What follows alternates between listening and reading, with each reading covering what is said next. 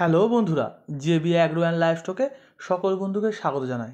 আশা করি তোমরা সকলে ভালো আছো। আজ আবারও চলে এসেছি তোমাদের সামনে সম্পূর্ণ একটি নতুন ভিডিও নিয়ে। ঝাড়গ্রামের কৃষ্ণদা ওনার ফার্মের জন্য কিছু ভালো কোয়ালিটির মেল শূকরের অর্ডার আমার কাছে দিয়েছিল।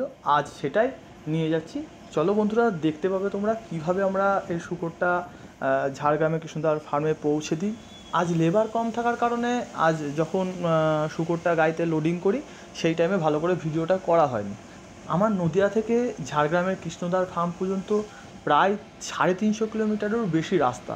আজ ওয়েদারও খুব ভালো আছে, হালকা বৃষ্টি হচ্ছে, সে কারণে বৈকালবেলাতে শূকরগুলোকে লোডিং করেছি। আমার ফার্ম থেকে 5টা আর আরেকটা ফার্ম থেকে 7টা, মোট 12টা শূকর এই গাড়িতে আমরা লোড করেছি। এর মধ্যে বাছাই করা 4টে শূকর আমরা কৃষ্ণদার জন্য নিয়ে যাচ্ছি, আর বাকিটা মাংসের জন্য বিক্রি করে দেবো। তোমরা হয়তো বুঝতে পেরেছো একসাথে দুই রকমের মালটা নিয়ে যাওয়ার কারণটা। কারণ কেবলমাত্র যদি কৃষ্ণদার শূকরগুলো নিয়ে যায় তাহলে গাড়ি ভাড়া এবং অন্যান্য খরচ বাবদ প্রায় 15,000 টাকা পড়ে যেত।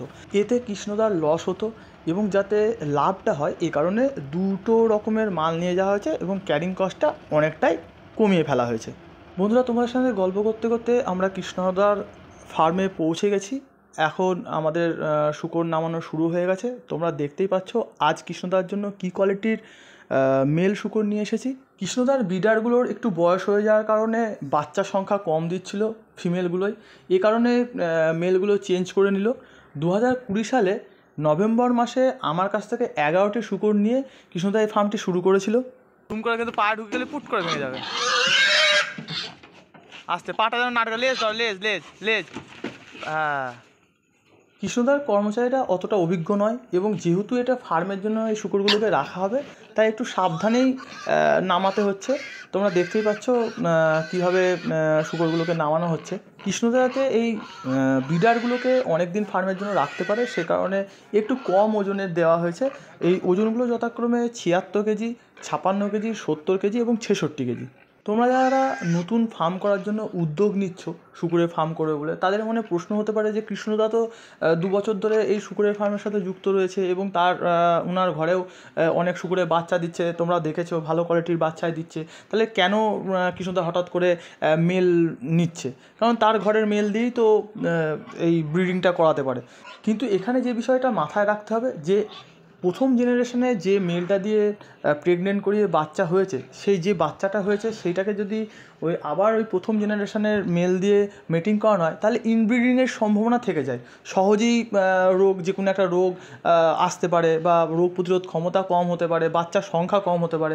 এই ইনব্রিডিংটা যাতে না হয় সে কারণেই প্রত্যেক ফার্মারকেই কিছু দিন বা সময়ের অন্তরে অন্য ফার্মারের কাছ থেকে মেল নিয়ে তার ফার্মের ব্রিডারটাকে চেঞ্জ করা উচিত। এই চেঞ্জ করার ফলে ফার্মের যে ফিমেলগুলো তার বাচ্চা দেওয়ার কোয়ালিটি এবং কোয়ান্টিটি দুটোই বেড়ে যায়, অনেকটাই বেড়ে যায়। এর ফলে রোগবাগটাও কম আসে ফার্মে। আর এই মেল কেনার সময় যে বিষয়টা সবসময় মাথায় রাখতে হবে সেটা প্রজাতি। তোমাদের ফার্মে যে প্রজাতির শূকর রয়েছে সেই প্রজাতিরই ভালো কোয়ালিটির একটি ব্রিডার তোমাদের কেনা উচিত। আজকের মতো এই পর্যন্তই। পরবর্তী ভিডিওতে তোমাদের দেখাবো যে কৃষ্ণদার এই ফার্মটা 2 বছরে কতটা ডেভেলপমেন্ট করেছে, বর্তমানে কতগুলো শূকর রয়েছে, কৃষ্ণদা কী খাবার খাওয়াচ্ছে শূকরগুলো ডেভেলপমেন্ট করানোর জন্য, আগে কেমন ছিল এবং বর্তমানে ফার্মের কনস্ট্রাকশান কেমন হয়েছে। ভিডিওটি সম্পূর্ণ দেখার জন্য সকল বন্ধুকে ধন্যবাদ। খুব শীঘ্রই ফিরে আসবো শূকর এবং শূকরের ফার্ম সংক্রান্ত পরবর্তী আরও নতুন ভিডিও নিয়ে।